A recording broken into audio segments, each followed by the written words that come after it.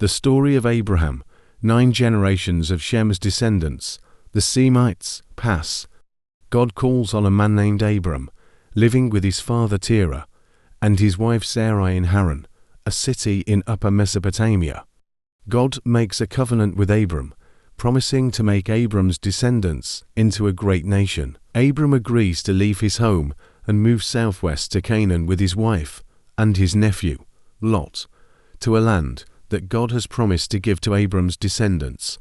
Abram takes up residence there and erects a number of altars throughout the land as symbols of his devotion to God. After a brief stay in Egypt, Abram becomes wealthy and returns to Canaan, where, with the help of only 318 men, he defeats a legion of marauding armies from the east that has descended upon Sodom, where Lot is currently living. The king of Sodom recognizes Abram for his great deed, and the priest Melchizedek blesses Abram with a gift of bread and wine.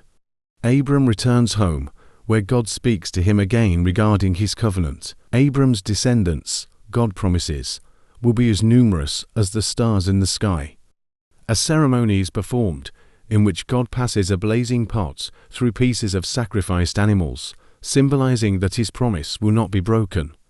The writer notes that God considers Abram's faith in him as a form of righteousness. Sarai cannot become pregnant, but she wants to give her husband an heir. To this end, she sends her handmaiden Hagar to sleep with Abram. When Sarai becomes upset because of Hagar's contempt, the handmaiden flees in fear. God speaks to Hagar and comforts her, promising her a son who will be a wild ass of a man. And Hagar returns to give birth to Abram's first son. Once again, God speaks with Abram, this time enjoining Abram to remain blameless in his behavior and adding a new requirement to his everlasting covenant. Abram and all his descendants must now be circumcised as a symbol of the covenant, and God promises Abram a son through Sarai. The son is to be called Isaac, and it will be through Isaac that the covenant is fulfilled. God renames Abram Abraham, meaning father of many, and gives Sarai a new name, Sarah. One day, God appears to Abraham in the form of 3 men. The 3 men say that Sarah will have a son, but Sarah, who is now 90 years old, laughs.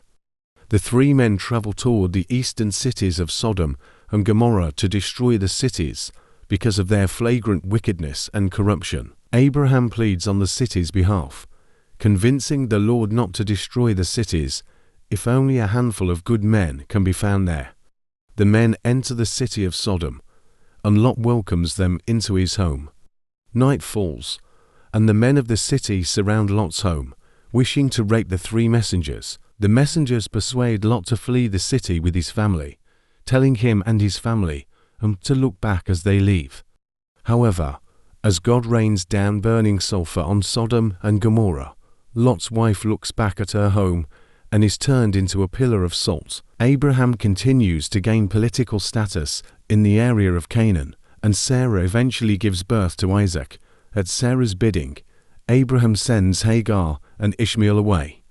God again speaks to Abraham in a test, asking Abraham to kill his son, Isaac, as a sacrifice. Abraham quietly resolves to obey, and when he takes Isaac to the mountains, Isaac asks what animal they are going to sacrifice. Abraham replies that God will provide an offering. Isaac is laid on the altar, and just as Abraham is ready to strike, the angel of the Lord stops him. God is impressed with Abraham's great devotion and, once again, reaffirms his covenant. Sarah dies. Abraham sends his chief servant to Abraham's relatives in Assyria to find a wife for Isaac, to prevent his lineage from being sullied by Canaanite influence. The servant prays to be guided to the correct wife for Isaac. God leads him to Rebekah, whom he brings back to Isaac. Isaac marries Rebekah, and Abraham dies soon thereafter. Thank you for watching. Please click the like button and subscribe to my YouTube channel to stay updated for the next video. Your week is blessed in Jesus' name. Comment, amen, and be blessed. See you soon.